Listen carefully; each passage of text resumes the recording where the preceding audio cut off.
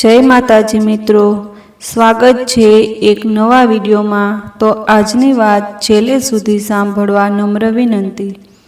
माराथी दूर जई रही हती ए लगभग लाइन में थई एरपोर्टनी अंदर जई चूकी हती। हूँ एने बहारथी पारदर्शक काचनी आरपार जोई रह्यो।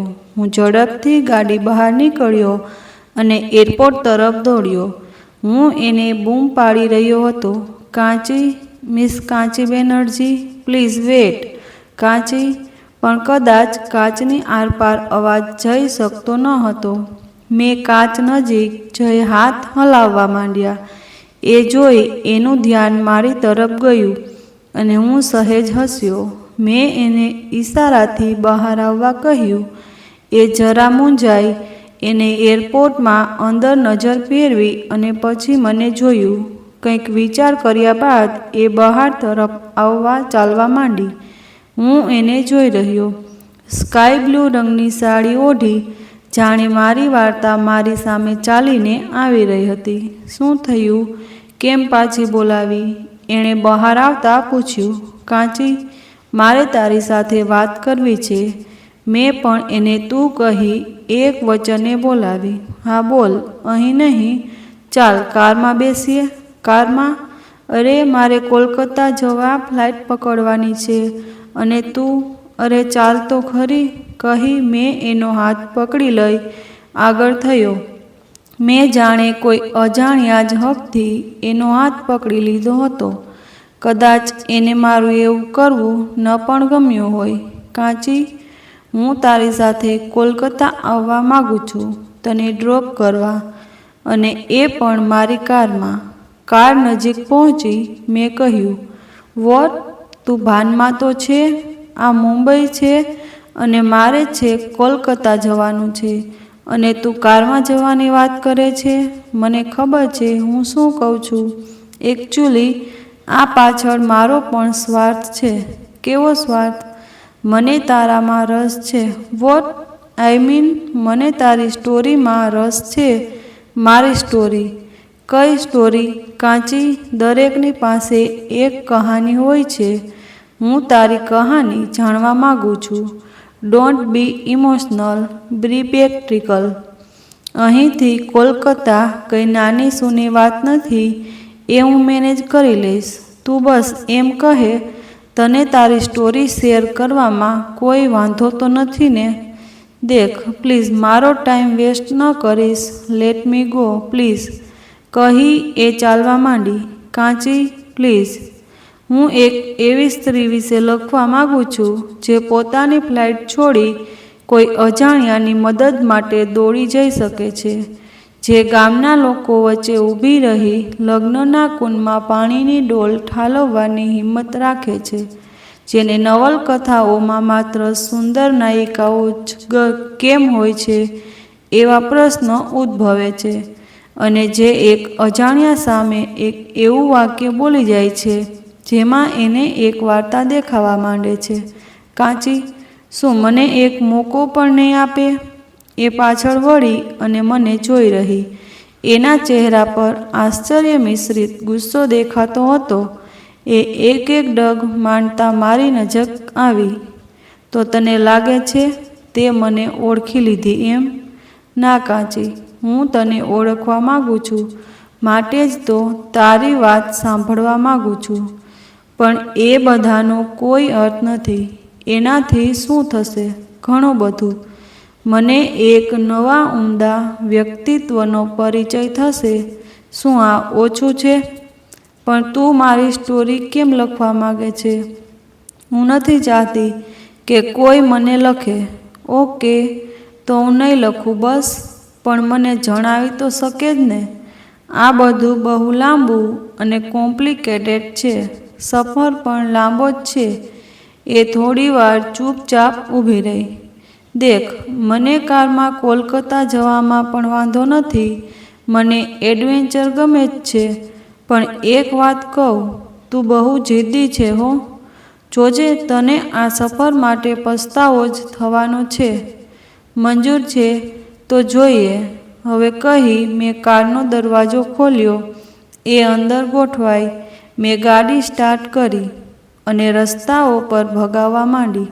કાંચી, તે મને હજી મારું નામ તો પૂછ્યું જ નહીં. મારું નામ? વેટ, મને તારું નામ ન કહીશ. એણે મને અટકાવ્યો. પણ કેમ? હું તને મારી સ્ટોરી લખવાની મંજૂરી આપીશ કે નહીં એ હમણાં નથી ખબર, પણ હા, તું જ્યારે તારી પહેલી બુક બહાર પાડીશ ત્યારે એ બુક પરથી હું તારું નામ જાણી લઈશ. ત્યાં સુધી તું મારા માટે સ્ટ્રેન્જર જ રહીશ. એક અજનબી as your wish. By the way, આ સ્ટ્રેન્જર નામ સારું લાગ્યું મને. આ કદાચ મારા માટે જ સારું હતું. જો એ મારું નામ જાણતી અને એને અંદાજો આવતો કે હું ઓલરેડી એક લેખક છું જ, તો કદાચ મને એની વાત કહેવામાં સંકોચ પણ અનુભવી શકતી. તો લખવાની શરૂઆત ક્યારથી કરી? એણે મને પૂછ્યું. નાનપણથી જ. ઘણા વર્ષોથી લખું છું, પણ ક્યારેક છપાવવાનો મોકો નથી મળ્યો. તમને લેખકોને છપાવવાના બહુ અભરખા હોય નહીં? લે, કેમ ન હોય? પણ મને છપાવવા કરતાં પણ વધુ અભરખો તો વંચાવવાનો છે. લખે તો કેટલાય છે, પણ જે વંચાય છે એ જ ખરા અર્થમાં લેખક છે. અને લેખક મહોદય, તમારી ફિલોસોફી તો બહુ ભારે છે. હા, કદાચ આવું બધું તો મારા માથા પરથી જ જાય. ક્યારેક મારી વાતો જ મારા માથા પરથી જાય છે. અને અમે બંને ખડખડાટ હસી પડ્યા. પણ જિંદગીમાં ક્યારેક એવા સંજોગો પણ આવે છે જ્યારે વાંચેલી, ઉપજાવેલી બધી જ ફિલોસોફી વ્યર્થ લાગે. બસ ત્યારે એક ક્ષણને જીવી લેવાનું મન થાય. ત્યારે તમે ન ભૂતકાળમાં ડોકી શકો કે ન ભવિષ્ય અંગે વિચારી શકો. બસ એ એક જ ક્ષણમાં તમે સ્થિર બની જાઓ. જો તું પણ ફિલોસોફીથી ભરેલ વાતો કરતી થઈ ગઈ, મેં હસતા કહ્યું. પણ એ ન હસી. એ બારી બહાર તાકીને બેસી રહી. એની વાતમાં એક અજાણ્યું દર્દ હતું જે કદાચ ખૂબ જ જલદ રીતે આકર્ષક હતું. મને એમ મનોમન ખુશી થઈ કે મેં સાચો માર્ગ પસંદ કર્યો હતો. એ પણ જાણતો હતો કે કદાચ એ મને તેના માટે લખવાની ના પણ પાડી દેશે. છતાં કંઈક એવું હતું જે મને આના વિશે જાણવા માટે ખેંચી રહ્યું હતું. મિસ્ટર બંસલનું પ્રેશર, દરિયાનો મુસાફરી માટેનો જવાબ, અચાનક મુસાફરી અને એકાએક કાંચીનું મળવું, આ બધું કંઈ સંજોગ માત્ર તો ન જ હોય ને? ક્યાંક કંઈક હતું જે અમને બંનેને જોડી લઈ એક કરી ગયું હતું. હું માંડ 27નો અને એક જાણીતો લેખક, અને એ કદાચ 30-35ની આસપાસની સ્ત્રી જે હાલ મારા માટે પ્રશ્નાર્થચિહ્ન સમી હતી. હું એના વિશે જાણવા ઉત્સુક હતો, પણ એ કદાચ હમણાં કોઈક ઊંડા વિચારોમાં ડૂબેલી હતી અને હું એના વિચારોમાં ખલેલ પહોંચાડવા નહોતો માગતો. એટલે જ મેં મૌન રહેવાનું પસંદ કર્યું. અને એમ જ અમારી વચ્ચે 1.5 કલાક વીતી ગયો. લગભગ 1.5 કલાક સુધી અમારી વચ્ચે શાંતિ છવાઈ રહી. ગાડી પૂરઝડપે હવાઈ પર દોડતી હતી. વરસાદી મોસમમાં આજુબાજુ બધે હરિયાળી પથરાયેલી હતી અને કાંચી એની મજા લેતા વિચારોમાં ગળાડૂબ રહી બારી બહાર જોઈ રહી બેઠી હતી. અને પછી અચાનક બોલી, મને ભૂખ લાગી છે, કંઈ ખાવાનું છે? ના, હું જોડે તો કંઈ નથી લઈ આવ્યો, પણ આગળ ક્યાંક હોટલ આવે એટલે રોકાઈએ. ભૂખ તો મને પણ લાગી જ છે. અને હું ગાડી ચલાવતા ચલાવતા જોડે હોટેલની શોધમાં પડ્યો. 10 મિનિટ બાદ અમે એક નાનકડી હોટલ પર રોકાયા. ત્યાં મોટે ભાગે ટ્રક ડ્રાઈવરો અને જોડે તેમના ક્લીનરો હતા. બેસવા માટે ખાટલાઓ પાથરેલા હતા. અમે જઈને ગોઠવાયા. એક યુવાન છોકરો આવી અમારો ઓર્ડર લઈ ગયો. મારી ઈચ્છા હતી કે એ હવે એની વાત કહેવી શરૂ કરે તો સારું, પણ એ તો જમવામાં જ એટલી વ્યસ્ત હતી કે આજુબાજુનું તો જાણે કંઈ ભાન જ નહોતું. અમે જમવાનું પતાવ્યું અને મેં પેમેન્ટ કર્યું. અરે, એક સિગારનું બોક્સ લઈ લેને, મને રસ્તામાં પીવા જોઈશે, હોટેલમાંથી નીકળતી વખતે એણે કહ્યું. હા, લઈ આવું, કહી હું હોટલમાં ગયો. હું એની એવી માંગણીથી જરા સ્તબ્ધ થઈ ચૂક્યો હતો. આ સિગારેટ પણ પીતી હશે એવું મેં ધાર્યું પણ ન હતું. મેં બોક્સ ખરીદી ખિસ્સામાં મૂક્યું અને ફરી કાર નજીક ગયો. એક કામ કર, મને એક સિગારેટ હમણાં જ આપી દે. મને જમ્યા પછી સિગારેટ પીવાની આદત છે.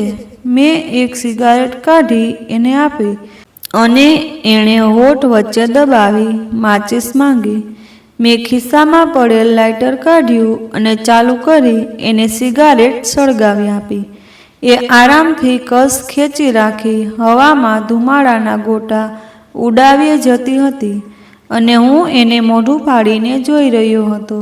અલબત્ત દૂર બેઠેલા ડ્રાઈવરો અને ક્લીનર છોકરાઓ પણ એને ત્રાંસી નજરોએ જોઈ લેતા હતા અને કદાચ એને પણ એનો અંદાજો હતો જ.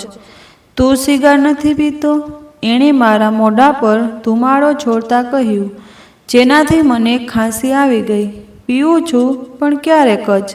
લે, આ સિગારેટ પી હમણાં, કહી એણે મને એની સિગાર ધરી.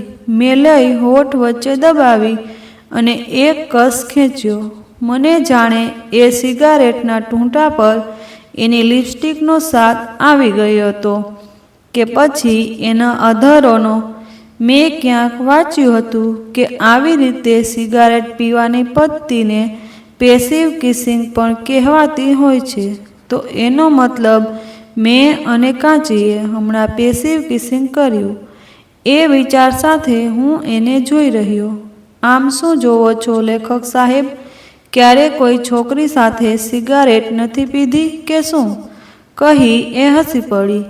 મેં એને સિગાર પાછી આપી અને કારમાં જઈ બેઠો. થોડી વારે એણે સિગારેટ પગ નીચે દબાવી બુઝાવી અને કારમાં ગોઠવાઈ. તું થાક્યો હોય તો લાવ હું ડ્રાઈવ કરી લઉં. ના ના, હું ચલાવી લઈશ, તું તારી વાત ચલાવ. હવે મારાથી ઉતાવળમાં આગ્રહ થઈ ગયો. કદાચ મારે એ નહોતું કરવું જોઈતું, પણ હવે બોલ્યા બાદ કરી પણ શું શકાય. હું તેનાથી નજરો ચુરાવતો બેસી રહ્યો અને મન ગાડી ચલાવવામાં પોરવવા લાગ્યો. એ પાણીની જેમ શાંત બની બેસી રહી. મને ખબર છે તને મારી વાતમાં રસ પડી રહ્યો છે, એણે કહ્યું, પણ મારી સાથે એટલી બધી ઘટનાઓ ઘટી ચૂકી છે. ક્યાંથી શરૂ કરવું, શું કહેવું, શું છોડી દેવું, એ મને જ નથી સમજાતું. હું ચૂપચાપ એને જોઈ રહ્યો. એ ખરેખર મૂંઝવણમાં લાગતી હતી અને એની વાત પણ વ્યાજબી હતી. જ્યારે અન્ય વિશે કંઈ કહેવું હોય ત્યારે આપણે ખૂબ સરળતાથી બોલી જતા હોઈએ છીએ, પણ આપણા પોતાના વિશે બે વાક્ય બોલતા પણ અચકાઈ જવાતું હોય છે.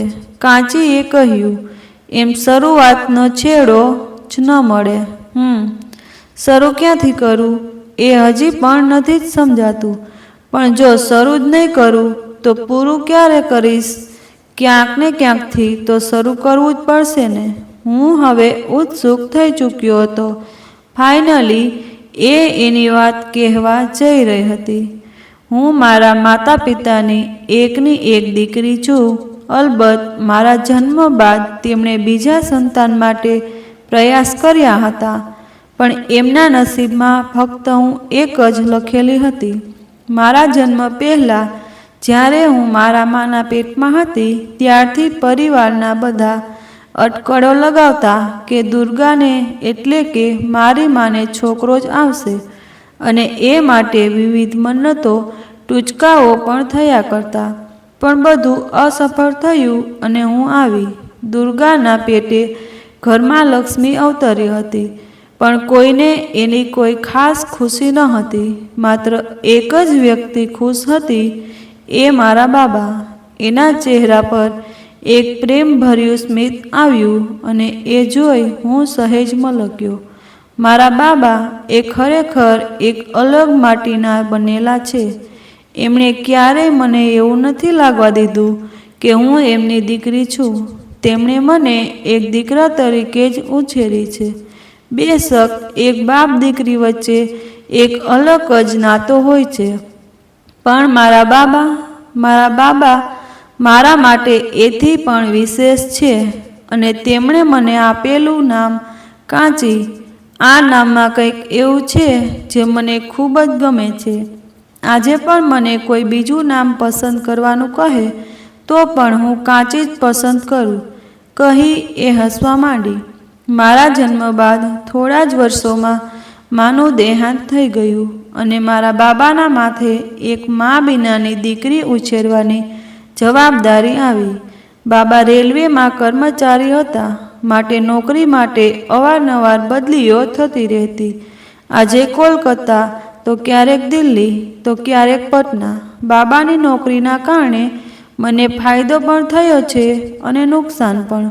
ફાયદો એ થયો કે લગભગ હું અડધા ઉપરનું ભારત ફરી ચૂકી છું. જાત જાતના લોકોને મળી છું, તેમના પાસેથી ઘણી શીખી છું. અને નુકસાન એ થયું કે ક્યારેય એ લોકો મારા જીવનમાં કાયમી સ્થાન નથી પામી શક્યા. એના ચહેરા પર પળભર માટે ઉદાસી આવી અને ફરી એકાએક ઉડી ગઈ. નોકરીઓ બદલાતી રહેવાથી મારી સ્કૂલિંગમાં પણ ઘણી વિવિધતાઓ આવતી રહી છે. હું અલગ અલગ રાજ્યોમાં અલગ અલગ ધોરણો ભણી છું.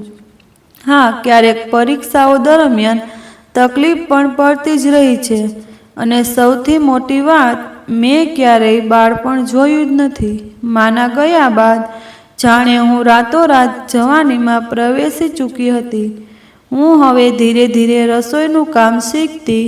શરૂઆતમાં બાબા ખીચડી બનાવી લેતા અને અમે બંને જમી લેતા. પછી મેં શીખવાનું શરૂ કર્યું. બાબાના રેલવેના એ નાના પગારમાંથી ઘર કઈ રીતે ચલાવવું છે, કઈ વસ્તુ કેટલી લાવવાની કે કઈ નથી લાવવાની, એ બધું હું ઘણું નાની ઉંમરે શીખી ગઈ હતી. એક મા વિનાની છોકરીને ઉછેરવામાં એક બાપને શું તકલીફ પડે એ કદાચ તું કલ્પી પણ નહીં શકે. એનો પહેલો અંદાજો મને મારા 12મા વર્ષે આવ્યો હતો, જ્યારે મને ઋતુચક્રની શરૂઆત થઈ હતી. હું બાબાને વાત કરવા શરમાતી હતી, પણ એ પુરુષ જાણે મને મારી આંખોથી જ સમજતો હતો. એને વાતનો તાગ મેળવવામાં સહેજ પણ વાર ન લાગી. એ દિવસે મેં ખરેખર જુવાનીના ઉંમરે પગ માંડ્યો હતો.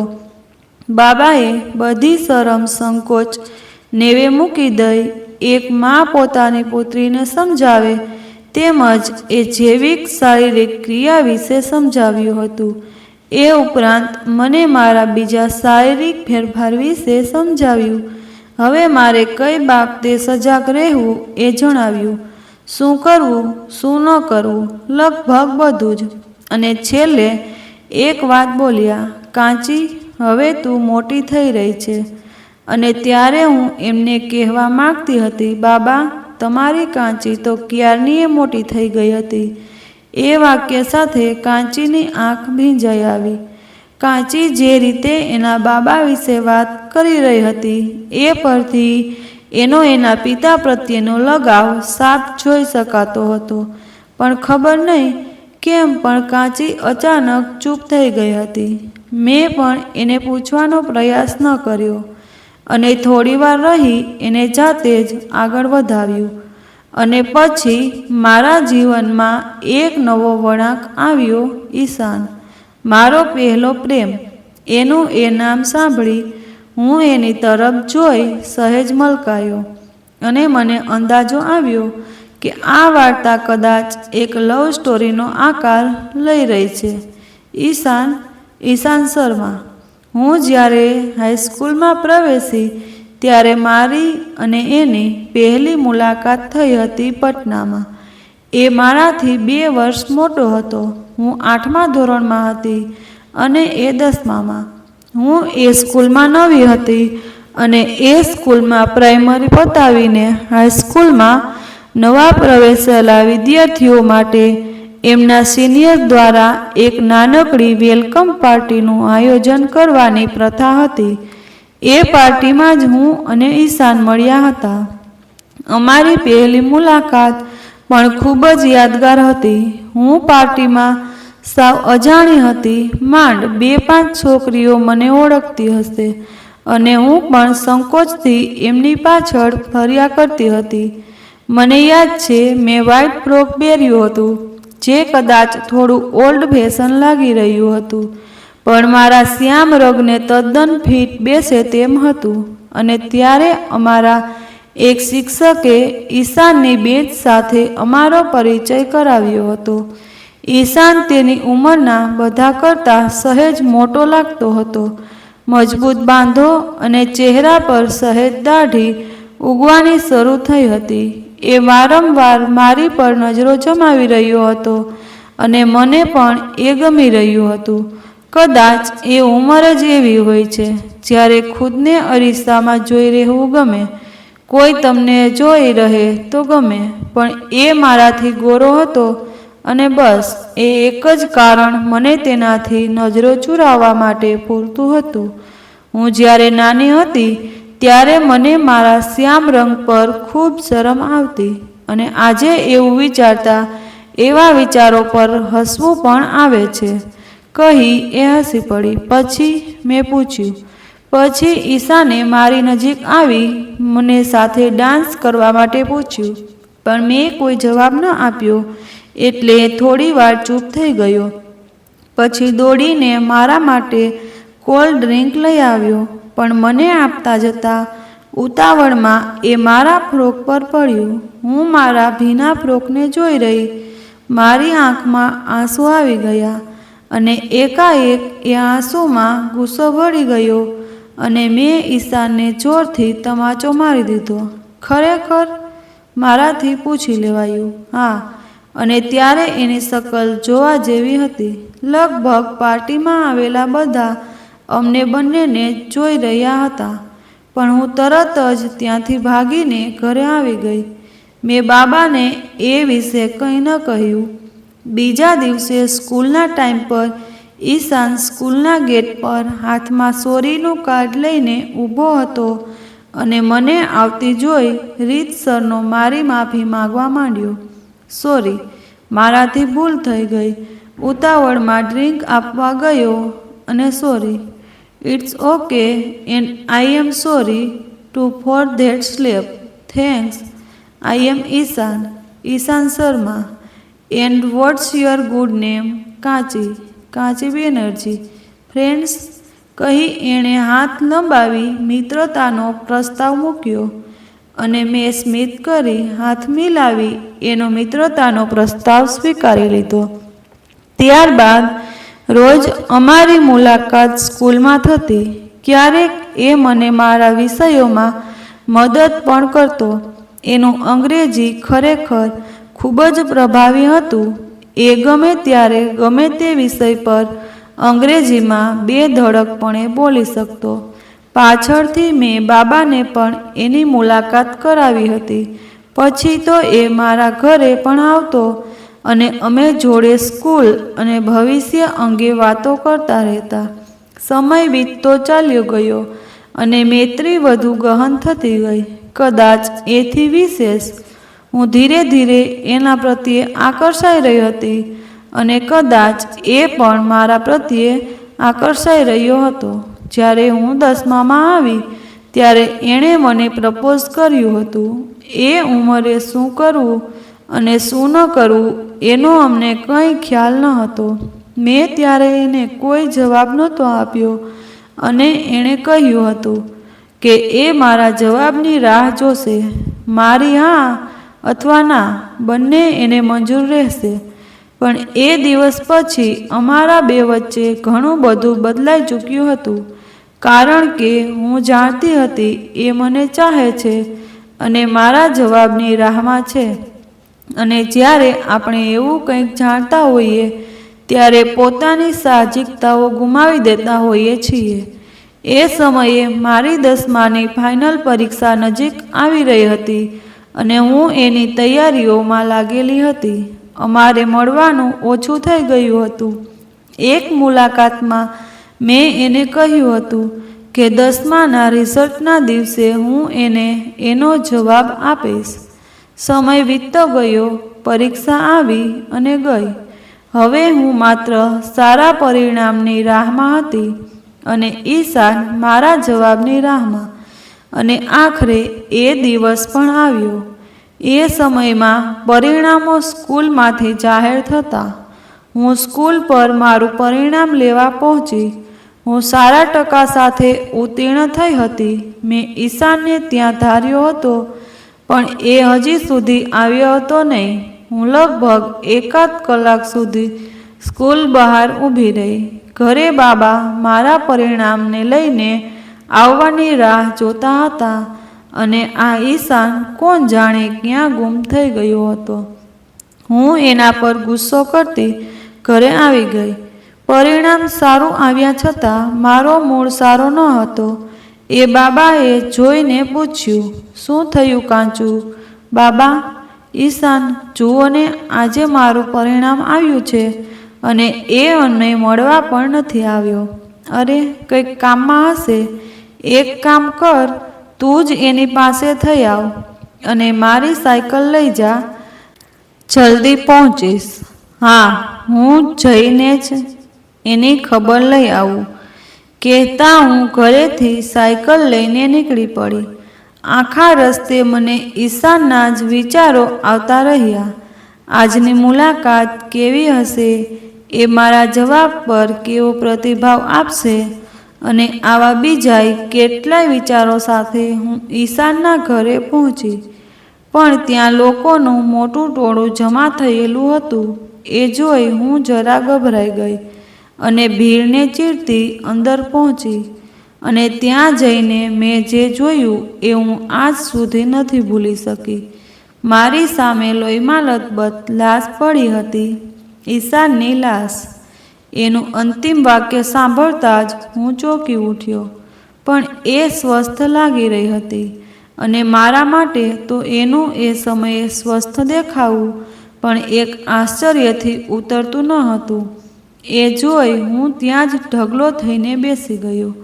આજુબાજુના લોકો ઘટના અંગે ચર્ચાઓ કરી રહ્યા હતા કે કઈ રીતે ઈશાનને સાયકલ પર ટ્રક ડ્રાઈવરે ટક્કર મારી અને એ ઘટના સ્થળે જ મૃત્યુ પામ્યો. અને કેટલાય લોકો એમ પણ કહી રહ્યા હતા કે ઈશાન કામ વગર સ્કૂલ તરફ જઈ રહ્યો હતો અને ખૂબ ઉતાવળમાં પણ હતો અને અચાનક વળાંક પર એને ટ્રક સાથે અકસ્માત નડ્યો. એ સાંભળી મારા નીચે જાણે જમીન હતી ન હતી થઈ ગઈ. ઈશાન મૃત્યુ પાછળ જાણે અજાણે હું પોતે જવાબદાર હતી. ઈશાન મને મળવા સ્કૂલ આવી રહ્યો હતો અને આ બધું. કાંચીના ગળે ડૂમો ભરાઈ આવ્યો અને આંખો સહેજ ભીની થઈ, પણ એને આગળ બોલવાનું ચાલુ રાખ્યું. અને મારો જવાબ એ તો એણે સાંભળ્યો જ નહીં.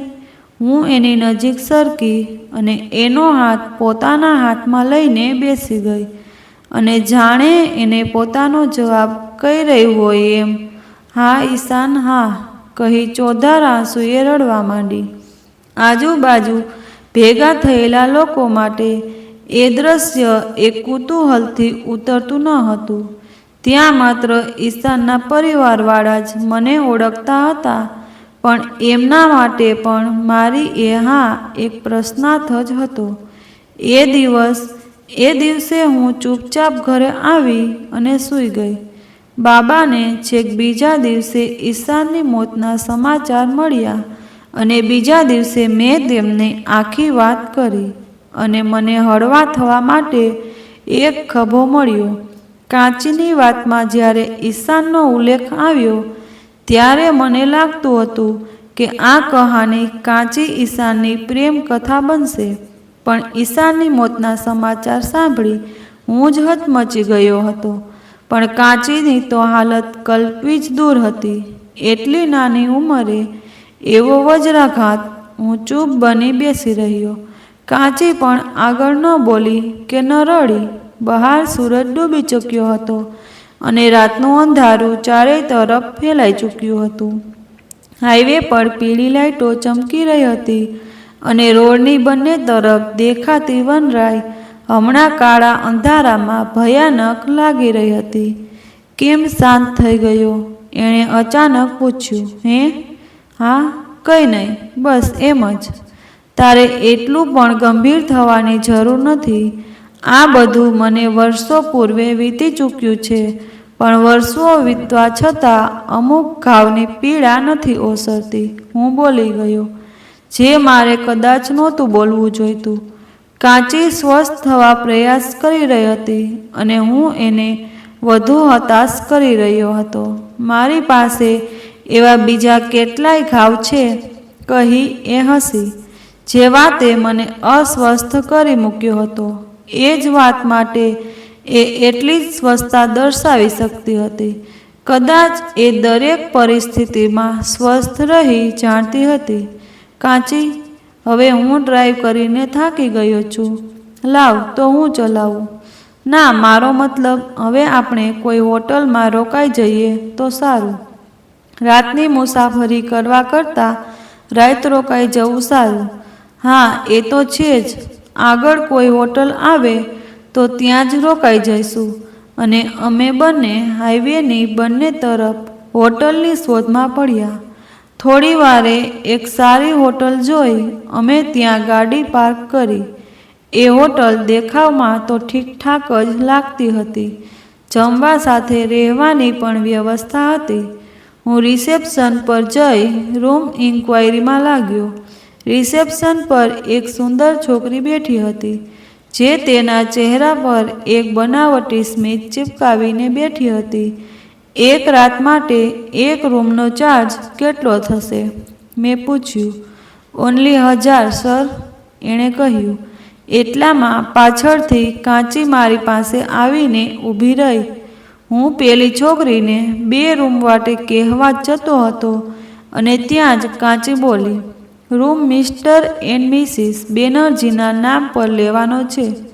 હું ફાટી આંખે એને જોઈ રહ્યો.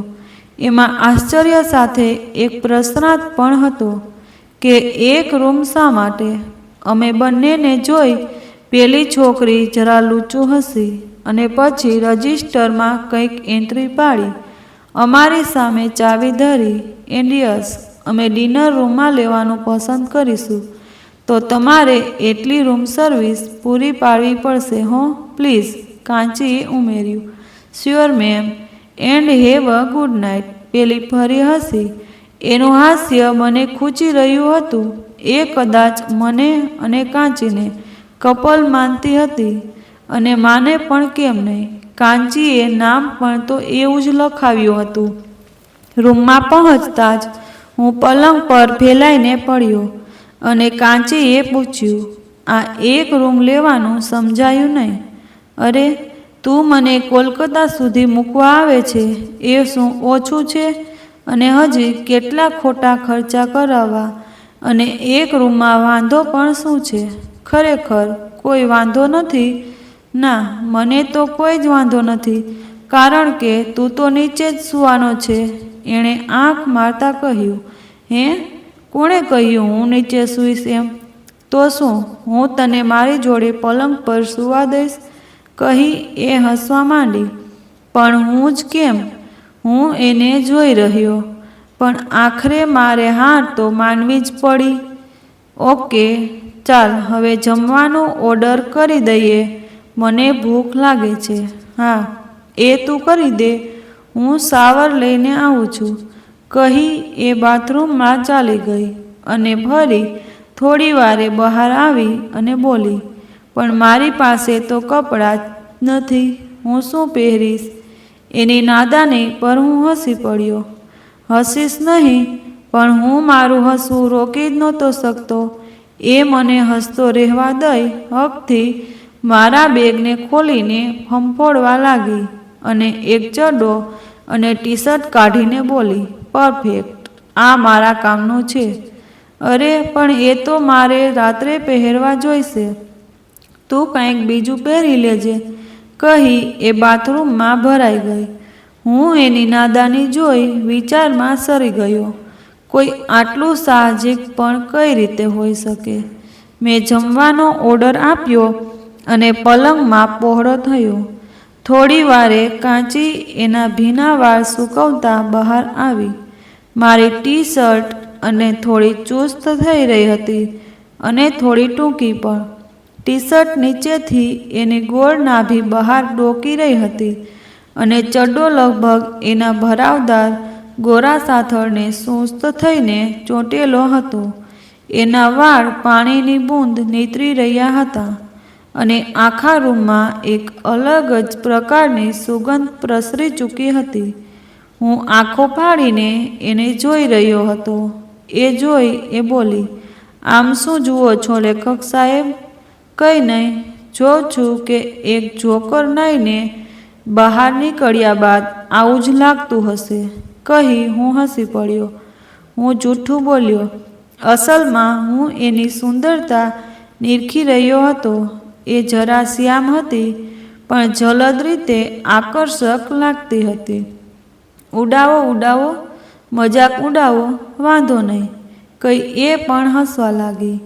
આ વખતે હું નસીબદાર રહ્યો, કારણ કે ખોટું બોલતી વખતે મારી તકિયા પરની મજબૂત પકડ એના ધ્યાનમાં આવી નહીં અને હું પકડાયો નહીં. અને ત્યાં જ બારણે ટકોરા થયા અને અવાજ આવ્યો, room service. Yes, come in, મેં કહ્યું અને પલંગ પર વ્યવસ્થિત થઈને બેઠો.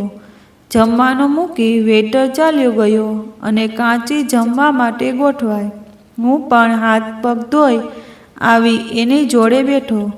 અમે લગભગ ચૂપચાપ રહી જમવાનું પતાવ્યું અને પછી એમ જ ત્યાં બેસી રહ્યા. આટલું બધું ડ્રાઈવ કરીને થાકી ગયો હોઈશ નહીં? હા, થાક તો લાગ્યો જ છે. ચાલ તો હવે સૂઈ જઈએ. અને પછી, હા, આમ પણ પહેલાં હું શાવર લઈ આવું. મને ઊંઘતા પહેલાં નાહવાની આદત છે, કહી હું બેગમાંથી કપડાં કાઢી બાથરૂમ તરફ આગળ વધ્યો. નાહીને બહાર આવતા મેં જોયું ત્યારે કાંચી પથારી બનાવી રહી હતી. એની પીઠ મારી તરફ હતી. મારા ત્યાં હોવાનો અંદાજ પામતા એ બોલી, જમ્યા પછી નાહવાથી પેટ ફૂલી જાય લેખક સાહેબ. મને નાનપણથી આદત છે, મેં કહ્યું. એ સાંભળી એ પાછળ ફરી અને મને જોઈ જ રહી. ના, મને નહીં, કદાચ મારા સપાટ પેટને, જે હમણાં સાવ ઉઘાડું હતું. મેં માત્ર કમર પર સફેદ ટુવાલ લપેટેલ હતો. ઘડીભર જોઈ રહ્યા બાદ એ શરમથી મોં ફેરવી ઊભી રહી ગઈ. ઓહ સોરી, મારે ધ્યાન રાખવું જોઈતું હતું કે જોડે છોકરી પણ છે. સોરી કહેતા હું બાથરૂમમાં દોડી ગયો. મને રૂમમાં રેલાઈ રહેલું એનું હાસ્ય બાથરૂમ સુધી સંભળાયું. હું કપડાં પહેરી બહાર આવ્યો અને નીચે પથારીમાં પડ્યો.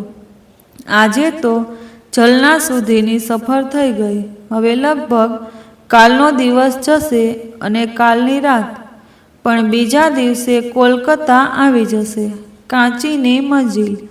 એવા વિચારો કરતું મારું મન ચગડોળે ચડ્યું અને થોડી વાર માત્ર કાંચી જ મારા માન સપાટ પર છવાઈ રહી અને એના અને ઈશાન સાથે વિતાવેલા એના દિવસોની વાત યાદ આવવા માંડી. અજાણતામાં જ મનના કોઈક ખૂણે ઈશાનની ઈર્ષા પણ થઈ આવી. કાંચી, હવે તને ઈશાન યાદ નથી આવતો? મેં પડખું બદલતા પૂછ્યું. એણે કોઈ જવાબ ન આપ્યો. કદાચ સૂઈ ગઈ હશે. પણ 2-1 મિનિટ બાદ એનો જવાબ આવ્યો. મારી સાથે ઈશાન બાદ પણ ઘણું બધું થયું છે. એ બધું હું તને કાલે કહીશ. હમણાં શાંતિથી સૂવા દે. હું ચૂપ થઈ ગયો. એણે ઘણું બધું પર વિશેષ ભાર મૂક્યો હતો, જે મને વિચારવા પર મજબૂર કરી રહ્યો હતો. કાંચી, બાબા, ઈશાન, આ બધા મારા મનમાં એકબીજા સાથે ટકરાવવા માંડ્યા. થોડી વારે મારા વિચારો કાંચીના દૈહિક લાલિત્ય તરફ પણ આકર્ષાયા. માનું છું એ મારા માટે શોભાસ્પદ નહોતું જ. કોઈ પારકી સ્ત્રી વિશે એવું વિચારવું એ સારી બાબત તો ન જ કહેવાય ને. પણ મને કાંચી બાબતે એવો કોઈ સંકોચ નહોતો અનુભવાતો. હું એની માટે જાણે કોઈ જૂનો ઋણાનુબંધ અનુભવતો હોઉં એમ લાગતું હતું. કાંચીને વિચારોમાં સમાવી લઈ મેં આંખો મીંચી દીધી. સવારના વહેલા પહોરમાં પ્રખ્યાત બંગાળી ગીત એકલા ચલો રે ના સુરીલા શબ્દોથી મારી આંખ ખુલી. કાંચી પલંગ પર ન હતી અને બાથરૂમ તરફથી ગીત ગાવાનો મીઠો અવાજ આવી રહ્યો હતો. કાંચી ગીત ગાઈ રહી હતી, પણ એ એટલું પણ સુરીલું ન હતું, છતાંય મોહક હતું. સાંભળી રહેવું ગમે તેવું હતું. હજી હું એના જ વિચારોમાં હતો અને ત્યાં જ કાંચી રૂમમાં આવી. એણે મારું જીન્સ પહેરેલું હતું અને જોડે ઉપર ચેક્સવાળું શર્ટ. કાંચીએ ફરી એક વખત મને પૂછ્યા વગર જ મારા કપડાં લઈ લીધા અને મને એનો વાંધો પણ ન હતો. કાલે જે કાંચીને મેં સાડીમાં જોઈ હતી, આજે એ જ કાંચી જીન્સ શર્ટમાં પણ ખૂબ જ જલદ રીતે આકર્ષક લાગતી હતી. એનું માંસલ દેહ જાણે કોઈ પણ પરિધાનમાં એને સુંદર દર્શાવી શકતું હતું. થોડોક ફોડ પાડતા કહું તો કાંચી સેક્સી લાગી રહી હતી. સુંદર, મારાથી બોલી જવાયું. કંઈ કહ્યું તે? એણે અજાણ બનતા પૂછ્યું. ના, આઈ મીન હા. ના, કંઈ નહીં, મેં ગોળ ગોળ જવાબ આપ્યો. હું સીધો નાહવા ભરાઈ ગયો અને અહીં કાંચી તેના વાળ સૂકવવામાં અને હળવો મેકઅપ કરવામાં લાગી. તૈયાર થઈ અમે બંને નીચે ઉતર્યા અને રિસેપ્શન પર ચાવી જમા કરાવી. રિસેપ્શન પરની પેલી છોકરી એની નાઇટ ડ્યુટી પતાવી ઘરે જવાની તૈયારી કરી રહી હતી. રાત કેવી ગઈ મેડમ? એણે પૂછ્યું. ઇટ વોઝ ઓસમ. એને પણ એવો જ નાટકીય અંદાજમાં જવાબ આપ્યો. એમની બંનેની એવી વાતથી હું જરા શરમમાં પડ્યો અને નીચું જોઈ ગયો. બહાર નીકળતા એણે કહ્યું, કારની ચાવી લાવ, આજે હું કાર ચલાવીશ. ના, હું ચલાવી લઈશ. હું તારા પર ઉપકાર કરવા નથી ચલાવતી. મને ચલાવવાનું મન થયું છે એટલે ચાવી જોઈએ છે. ચાલ, ચાવી દે. જી મેડમ, કહી હું હસી પડ્યો અને એને ચાવી લઈ કાર અનલોક કરી અંદર ગોઠવાઈ.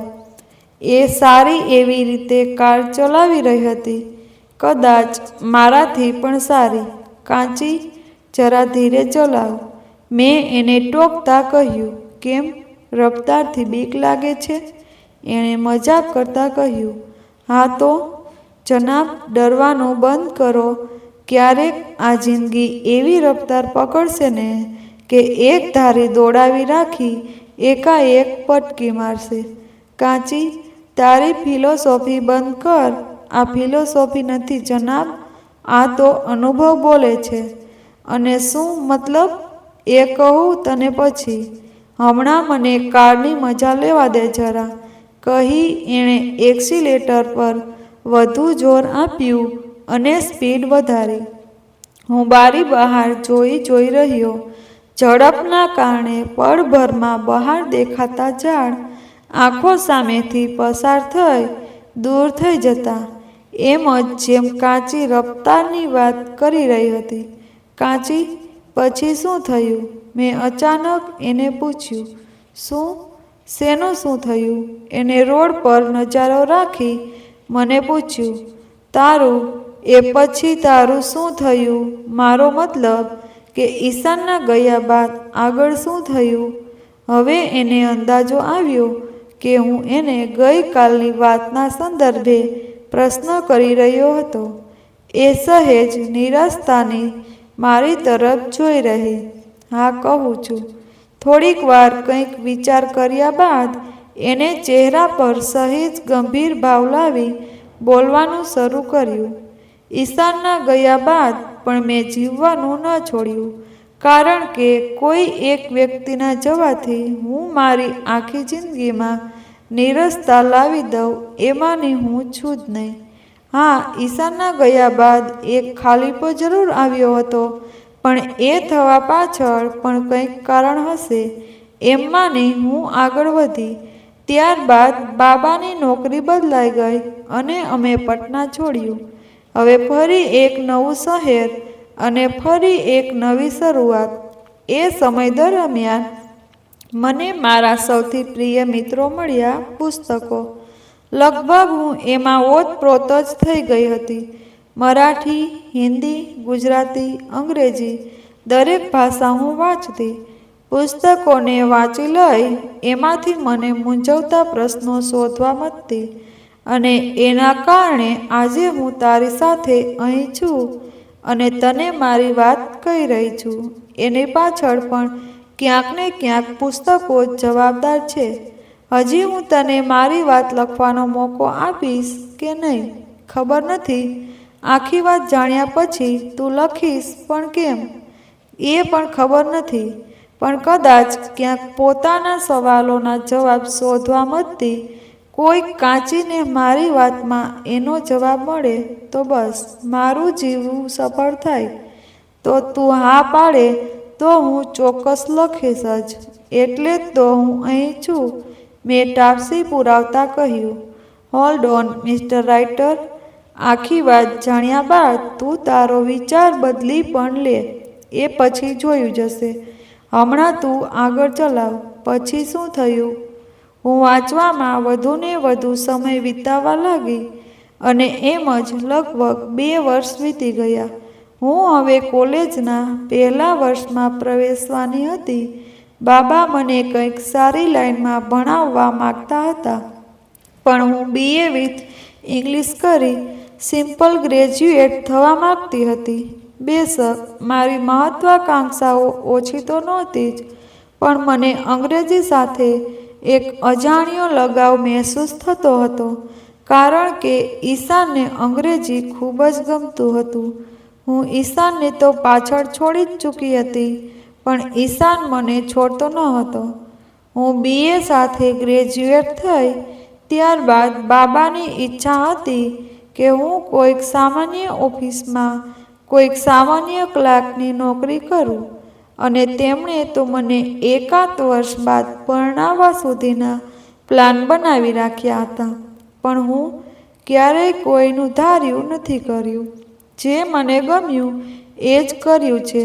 મેં બાબાને એવિએશનમાં જોડાઈ જઈ એર હોસ્ટેસ બનવાની ઈચ્છા વ્યક્ત કરી. શરૂઆતમાં તેમણે થોડો વિરોધ પણ કર્યો, પણ આખરે હતા તો બાબા જ ને. તેમની કાંચીની ઈચ્છા પૂરી કર્યા વગર કેમ ના રહે, અને તેઓ માની ગયા. હું એવિએશન કોર્સ માટે દિલ્હી આવી. એ 1 વર્ષના કોર્સમાં પણ હું લોકો પાસે ઘણું શીખી. મને માના શ્યામવર્ગ માટે પણ ક્યારેક નીચી બતાવાતી, અને ત્યાંથી જ મને મારા શ્યામ રંગ માટે માન થવાનું શરૂ થયું. કેમ એક શ્યામ છોકરી એર હોસ્ટેસ ના હોઈ શકે? એ પ્રોફેશન માત્ર સુંદર ગોરી છોકરીઓ માટે થોડી છે. એન્ડ આફ્ટર ઓલ સ્કિલ્સ પર પણ કંઈક મહત્વ ધરાવે છે કે નહીં? માત્ર ગોરા હોવાથી અને બનાવટી સ્મિત ચિપકાવી રાખવાથી કંઈ ન વળે. પ્લેનમાં ઇમરજન્સીના સમયે એ સૌંદર્ય કે બનાવટી સ્મિતથી કામ નથી ચાલતું. ત્યારે સ્કિલ્સની જરૂર હોય છે. કાંચીના ચહેરા પર એક અલગ જ નૂર હતું. પોતાની જાત પર કોઈ કેટલું કોન્ફિડન્ટ હોઈ શકે એ કાંચીએ મને સમજાવી દીધું હતું. પછી તું આ પછી પૂછવાનું બંધ કરવો. એમાં તું જાણે વાર્તા સાંભળતો નાનો છોકરો અને હું જાણે વાર્તા કહેતી વૃદ્ધ દાદી લાગું છું. એ હસી પડી. મને ગમે છે તને પૂછતા રહેવાનું. હું પૂછું અને તું જવાબ આપે એની મજા જ કંઈક અલગ છે નહીં? પણ એક દિવસ એવો પણ આવશે જ્યારે તું પૂછીશ પછી અને હું કોઈ જવાબ નહીં આપું. આવી ઉદાસ વાતો કેમ કરે છે? તું વાતને અવળે પાટે ચડાવતા ખૂબ સારી રીતે કરી જાણે છે. કહેતા મેં મોં બગાડ્યું. ચાલ હવે મોં ના ફૂલાવ, કહું છું આગળ. પછી મેં એક વર્ષ બાદ ઇન્ટરવ્યૂ આપવાના ચાલુ કર્યા. એવિએશનના ફિલ્ડમાં જેટલી જલ્દી ઇન્ટરવ્યૂ ક્લિયર કરી શકો એટલી જલ્દી તમને નોકરીના ચાન્સ મળી જાય. કોઈક 26 વર્ષની ઉંમર સુધી પણ એ નથી કરી શકતા અને મેં 23 વર્ષે જ નોકરી મેળવી લીધી, એ પણ ઇન્ટરનેશનલ એરલાઇન્સમાં. એર ઇન્ડિયામાં હું એને આંખો ફાડીને જોતો રહ્યો. નક્કી આમાં કંઈક તો એવું ખાસ હતું જ. હવે આગળ શું થશે એ જાણવા હું આતુર બન્યો. પણ એને ગાડી હાઈવે પર સાઈડમાં લગાવી દઈ સિગારેટ માંગી. મેં જાણી જોઈને બીજી સિગારેટ ન કાઢી, કારણ કે મને ખબર હતી કે એ મને એની સિગારેટ ફૂંકવા આપશે જ અને એ બહાને હું ઇનડાયરેક્ટલી એને ચૂમીશ. I mean passive kissing. અને એવું થયું પણ. અને બસ એનો એટલો જ સ્પર્શ માત્ર મને રોમાંચિત કરવા માટે પૂરતું હતું. પછી કાચીની જિંદગીમાં શું થાય છે તે જાણવા માટે આગળ બીજા પાર્ટની કમેન્ટ કરજો અને વિડીયોને લાઈક કરી ચેનલને સબસ્ક્રાઈબ કરવાનું ભૂલતા નહીં. ધન્યવાદ.